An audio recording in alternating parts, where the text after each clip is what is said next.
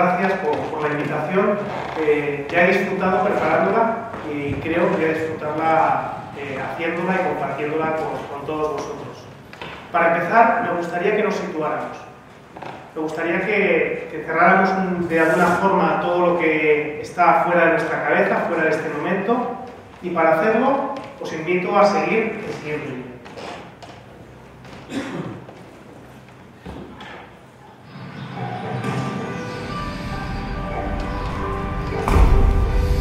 A ver, niños, ¿quién quiere que le cuente un cuento?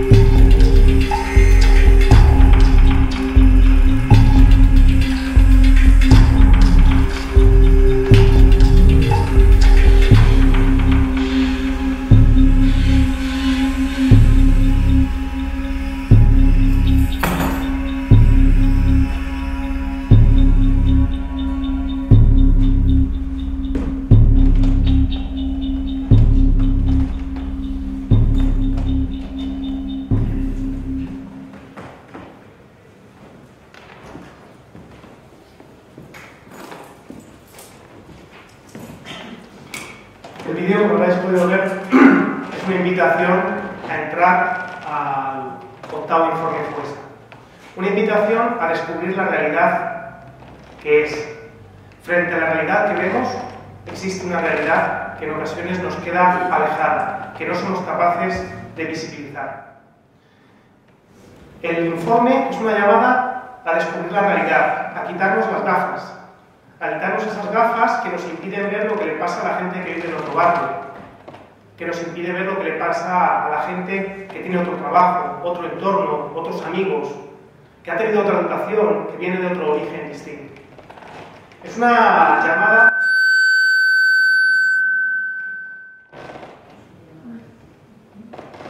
Yo no me he movido. Es una llamada... Si vemos que se pone...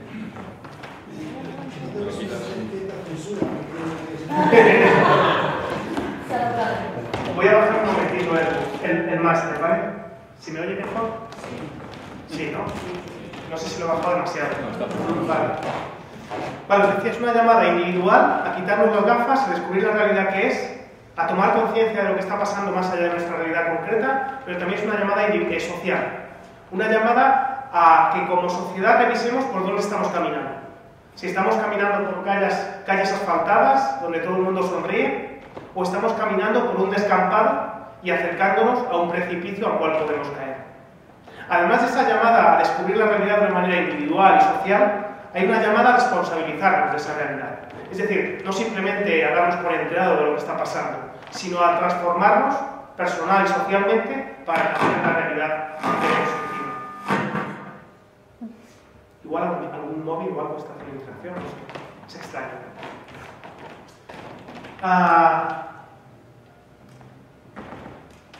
Vamos a poder hablar de unas poquitas cosas que voy a enunciar y luego vamos a poder profundizar en el diálogo, en la conversación, en todas las que creáis convenientes.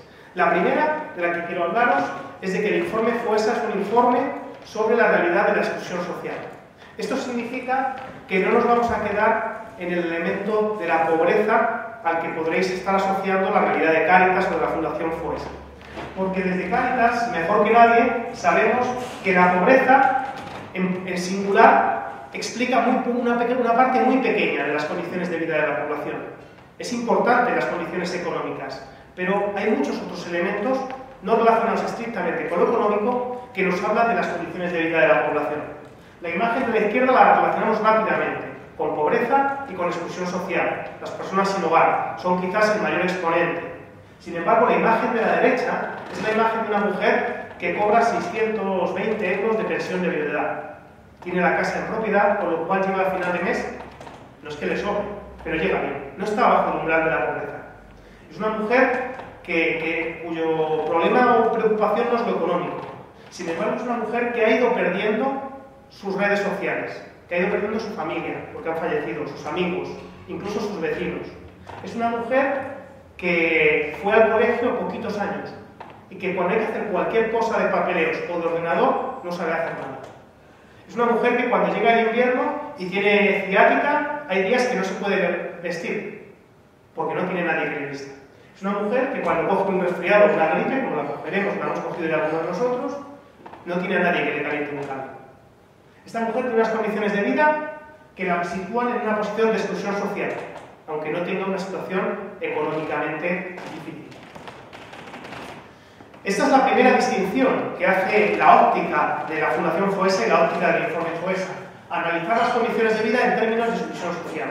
Son muchas las dimensiones. Nosotros solamente trabajamos con 8 dimensiones. La dimensión económica, evidentemente, la pobreza, la dimensión del empleo, evidentemente, la dimensión de la vivienda, como no, la dimensión de la salud, la dimensión de la educación, la dimensión del conflicto social, del aislamiento, de la soledad y también de la participación cívico-política. Todas estas dimensiones son elementos que hacen que las personas estén en el centro de la sociedad o que se vayan quedando al margen de la sociedad. Me gustaría que por un momento miráramos este centro, esta espiral que hay en la parte izquierda de la imagen. Una espiral que nos habla de estar en el centro, de participar de todo lo que nos ofrece una sociedad o de estar al margen. La exclusión social es más que la falta de dinero, es concretamente la acumulación de dificultades. Un refrán muy feo, pero muy claro. A perro flaco todos son pulgas. Este es el proceso por el que entran muchas personas y muchas familias. Procesos que empiezan por algún elemento de estas 8 dimensiones y al cual se le van añadiendo otros elementos que empujan hacia esa persona hacia el exterior.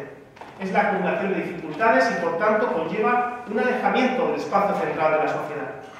Esta espiral que vemos ahí de manera estática no está parada, está en permanente movimiento. Si vivimos en el centro, en la integración plena, no sentimos el movimiento. La espiral gira en torno a nosotros. Sin embargo, si nos alejamos del centro, sentimos el movimiento y ese movimiento genera una corriente exclusógena que hace que cuanto más lejos estamos del centro, más se acelera el proceso de salir hacia afuera y de quedar en los espacios de la exclusión social. En España, a día de hoy, tendríamos 8,5 millones de personas en exclusión social, 4,1 millones en exclusión social severa. Me gustaría que por un minuto pensáramos en el proceso contrario, es decir, en vez de ir hacia afuera, ir hacia la exclusión social, pensemos en el proceso hacia adentro, en el proceso de ir hacia la zona de integración plena. Tengo dos noticias respecto a este proceso. La primera de ellas es que cualquier proceso de exclusión social supone la acumulación de dificultades de diferentes dimensiones. Y por tanto, cualquier proceso de intervención social, de educación social o de generar recursos para que la persona mejore sus condiciones de vida, deberá, por tanto, atender las mismas dimensiones que se han ido deteriorando. Dicho de otra manera, dando una bolsita de comida, o llevando un niño a un comedor para que coma todos los días, o haciendo una renta económica de X dinero, estamos paliando solamente una parte del problema. Estamos atendiendo solamente una de las dimensiones de las cuales han ido empujando a la persona hacia la exclusión social. Cualquier proceso de integración real necesita atender las mismas dimensiones que se han deteriorado en el proceso de exclusión social. Y de otra manera, hay una segunda noticia, y es que esa misma corriente exclusógena que hacía que cuanto más nos alejábamos del centro, más rápido fuera el proceso de exclusión, esa misma corriente ahora la tenemos en contra. Es decir, las personas que quieren hacer el proceso hacia la integración plena sienten una resistencia y una corriente que les dificulta ese proceso. Esa corriente tiene componentes personales, pero sobre todo tiene componentes sociales y estructurales del modelo de sociedad en el que vivimos, de los cuales trataremos de dar alguna pincelada. Hay muchas maneras de llegar a situaciones de exclusión social. Este no es más que un itinerario de los 1.500 o de los 4.000 que podemos identificar. Es uno muy habitual. Le hemos denominado el pozo de Pedro. Pedro le despiden en plena crisis económica. Tiene su paro intacto, con lo cual 2 años de prestación por desempleo. Se le agota. Pasa al subsidio. Se le empieza a agotar. La familia empieza a ayudarle y llega un momento que la familia no puede ayudar más. Entonces empiezan los cortes en los suministros de la vivienda. Las exposiciones prolongadas a dificultades económicas y vitales hacen que las relaciones familiares se resientan. Se produce una ruptura familiar. Ruptura familiar que desencadena y acelera el proceso de no pagar la vivienda y, por tanto, de desahucio, de soledad y de depresión de pena. Este es solamente uno de los itinerarios. Hay veces que el itinerario empieza por la ruptura familiar. Hay veces que el itinerario empieza por una situación de depresión. Hay muchos elementos que pueden hacernos llegar a esta situación de exclusión social. Para medir la exclusión social utilizamos 35 indicadores, de estas 8 dimensiones que habéis visto, entre ellas la dimensión de la educación. 35 indicadores que nos permiten orientarnos hacia las condiciones de vida que sufren las familias en estos momentos. Para llegar a esta imagen, a este informe, no podemos utilizar fuentes secundarias, porque solamente tenemos fuentes que hablan de pobreza, un indicador, o de tasa ROPE, que maneja 3 indicadores. Por lo tanto, la Fundación FOESA genera una operación estadística propia que nos ha llevado a llegar a 139.000 puertas, 29.000 personas y 11.655 familias. 8.000 puertas en Madrid, 1.800 personas y 662 familias. Un proceso por el cual movilizamos a 125 investigadores de 30 universidades y movilizamos a 350 entrevistadores que trabajan en toda España. Por lo tanto, todos los elementos de reflexión y de análisis están basados, por supuesto, en fuentes secundarias, pero también basados en una fuente estadística. Esta metodología nos permite clasificar la población en estos 4 niveles. Integración plena, no hay ningún indicador afectado de esos 35.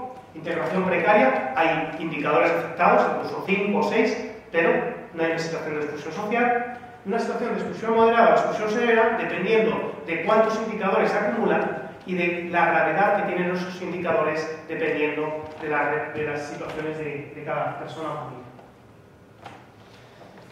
Llega el momento de ver qué ha pasado en nuestra sociedad en los últimos años. ¿Cuál ha sido la evolución de la exclusión social en nuestra sociedad? La primera noticia es positiva. Los niveles de exclusión social, color verde oscuro, en la parte inferior del gráfico, se han reducido. Es decir, si comparamos el año 2013 con el año 2018, la etapa de bonanza económica, de recuperación económica, de post-crisis, ha producido una recuperación y una reducción de los niveles de exclusión social. Asimismo, si miramos el color gris, que es la parte de la integración plena, vemos que se han retornado casi a los niveles previos a la crisis económica. Sin embargo, la reducción de la exclusión social en nuestra sociedad ha sido en los últimos 5 años, pero se ha situado en niveles muy similares a los del año 2009, primera oleada de la crisis, y todavía está muy por encima de los niveles precrisis del año 2007. Y concretamente, el nivel de exclusión severa, el verde más oscuro, es el colectivo que menos se ha reducido en los últimos 5 años. Para reiterar esta imagen, me gustaría que miráramos este gráfico extraño. No pasa nada, que se entiende muy rápido, ¿eh? Este gráfico lo que presenta es la posición en la sociedad. Izquierda, integración plena, no hay problemas. Derecha, exclusión severa.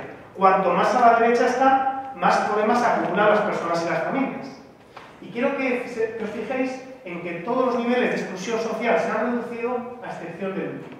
Tanto en España como en Madrid, aquellas personas que acumulan más de 7, esto es una cuestión estadística, son las unidades de desviación típica con respecto a la media del índice sintético. Pero bueno, lo que importa es la acumulación. Aquellas personas que más problemas acumulan, no solamente no se han reducido en la etapa de bonanza económica de los últimos 5 años, sino que se han incrementado. Por tanto, la realidad de los que peor están, de las que más dificultades acumulan, ha hecho que haya más personas en ese grupo, no se ha reducido, y que además, como veremos más adelante, los problemas se han hecho más intensos. Claro, la exposición inicial que os debo compartir es breve, por lo tanto, voy a dar unos pasos para llegar a situaros quiénes son y qué les pasa a las personas que sufren situaciones de exclusión social. Lo primero que quiero que nos fijemos es en la parte izquierda de la pantalla. Una parte izquierda que nos va a decir la distribución de las personas en exclusión social, su peso, ¿de acuerdo? Tenemos personas de entre 30 y 54 años, que son la mayoría.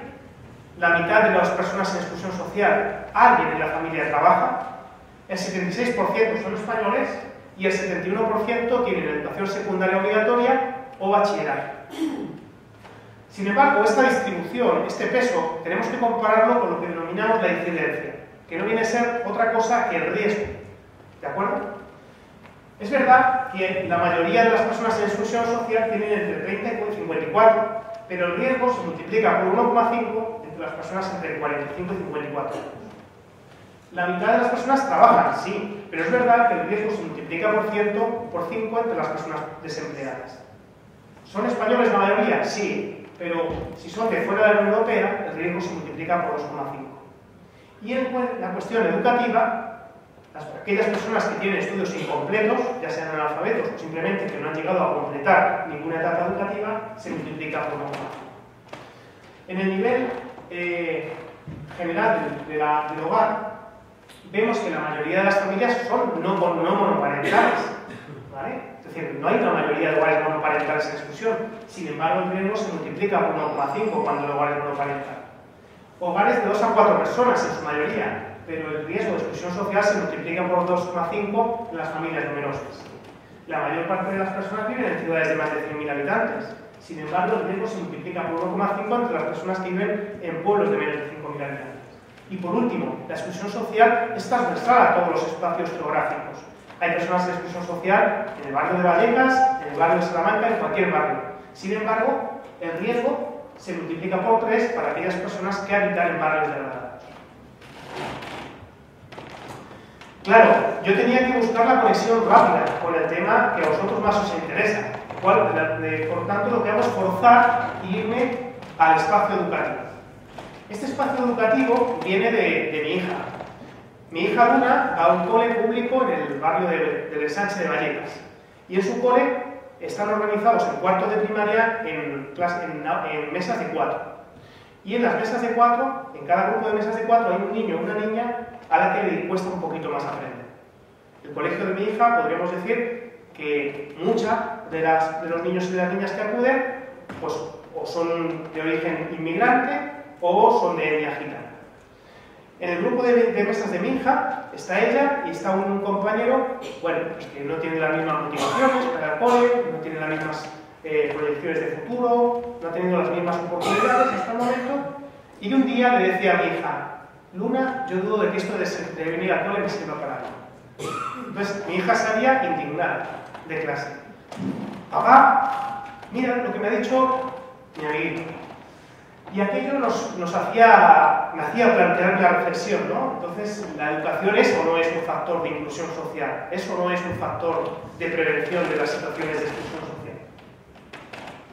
Lo es claramente, lo es claramente. lo que estáis viendo en el gráfico superior son los niveles de exclusión social en función de los niveles de estudios. Como podéis imaginar, aquellas personas con niveles de estudios universitarios son quienes quienes registran menores niveles de exclusión social. ¿De acuerdo? Dicho de otro modo, el nivel de estudios superior nos protege de las situaciones de exclusión social en mayor medida. Los colores que estáis viendo son los años 2007, 2009, 2013 y 2018. Evidentemente, en los años de crisis económica, la exclusión social creció en todos los niveles educativos. Sin embargo, quiero que os fijéis qué es lo que ha pasado entre el año 2013 y 2018, gris y amarillo. En casi todos los niveles educativos se ha reducido la exclusión social, porque se ha reducido en los últimos 5 años. Sin embargo, hay un nivel educativo donde no se ha reducido prácticamente nada. Aquellas personas sin estudios obligatorios, es decir, estudios incompletos, son las que no han sentido ninguna reducción en sus niveles de exclusión social. El grupo este de analfabetos tiene una base estadística no suficientemente fuerte, por lo cual yo no lo tomaría como referencia. De hecho, en el resumen que os comparto en la parte inferior, lo que hacemos es ver cuál es el porcentaje de personas en exclusión sin estudios obligatorios, sumando estos dos grupos para que la base estadística sea más potente, y cuál es el porcentaje de personas en exclusión con estudios universitarios. 26% de media frente a 8%. Por tanto, la brecha de exclusión, según estudios, sería de 3,3. Es decir, el riesgo de encontrarse en situación de exclusión social se multiplica por 3,3 entre personas sin estudios completados y personas con estudios universitarios. Bueno, hasta aquí lo que he hecho es ni más ni menos que acercaros a la realidad de la exclusión social y al componente educativo, cómo se relaciona con la exclusión social.